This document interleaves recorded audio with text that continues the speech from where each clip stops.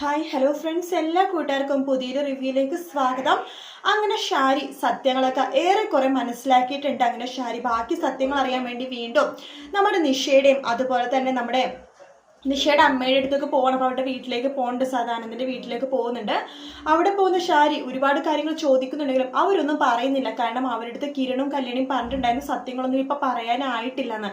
അതുകൊണ്ട് ഞാൻ സത്യങ്ങളൊന്നും പറയുന്നില്ല. പക്ഷെ ഒരു കാര്യം പറയുന്നുണ്ട്, നിങ്ങളുടെ മരുമോനെ കുറിച്ച് എന്തെങ്കിലും ഡൗട്ട് നിങ്ങൾക്ക് ഉണ്ടെങ്കിൽ നിങ്ങൾ തന്നെ അന്വേഷിച്ച് കണ്ടുപിടിക്കുക എന്ന് പറയാണ്.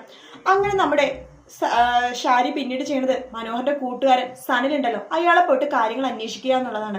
അപ്പൊ അയാൾ വളരെ കൂട്ടുകാരനാണല്ലോ മനോഹരൻ. അതുകൊണ്ട് തന്നെ മനോഹറിനെ കുറിച്ച് സത്യങ്ങളൊന്നും സനലിന്റെ വായിന്നും കിട്ടില്ല. പിന്നീട് നേരെ കിരണിന്റെ അടുത്തേക്ക് പോകും. കിരണും സത്യങ്ങളൊന്നും പറയത്തൊന്നുമില്ല. പക്ഷേ അവസാനം കിരണിന്റെ അടുത്ത് പറയും, കാല് പിടിച്ച് പറയും, ഇനിയെങ്കിലും നിങ്ങൾ സത്യങ്ങൾ പറ, എന്റെ മോൾക്ക് അബദ്ധം പറ്റിയോ? ഞാൻ ഒന്നും ആടുത്ത് പറയാൻ പോകുന്നില്ല. കാരണം ആ സത്യമാണ് എന്റെ മോളായിരിക്കും ഇല്ലാതെ ആവണത്. അതുകൊണ്ട് ഞാനായിട്ട് ഒരു സത്യം എന്റെ മോളോട് പറയില്ല.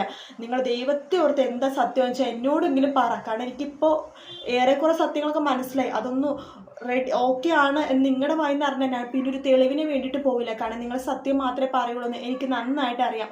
ഇനിയെങ്കിലും നിങ്ങൾ സത്യം പറ എന്നിങ്ങനെ പറയുമ്പോൾ കിരണും കല്യാണി അവസാനം നമ്മുടെ ഷാരുടെ നിർബന്ധത്തിനെ വഴങ്ങിയിട്ട് ആ സത്യം പറയാണ്. മനോഹരൻ ഒരു ഫ്രോഡാണ്.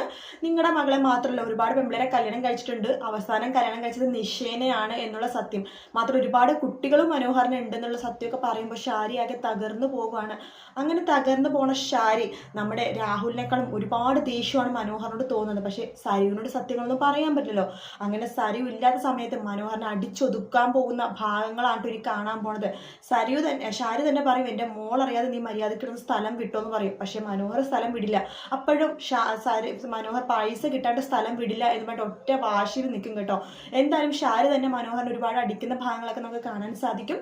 വീഡിയോ ഇഷ്ടപ്പെട്ടെങ്കിൽ ലൈക്ക് ചെയ്യുക, സബ്സ്ക്രൈബ് ചെയ്യുക, കമൻറ്റ് ചെയ്യുക. മറ്റൊരു വീഡിയോ ആയിട്ട് വീണ്ടും കാണാം. Take care, bye bye.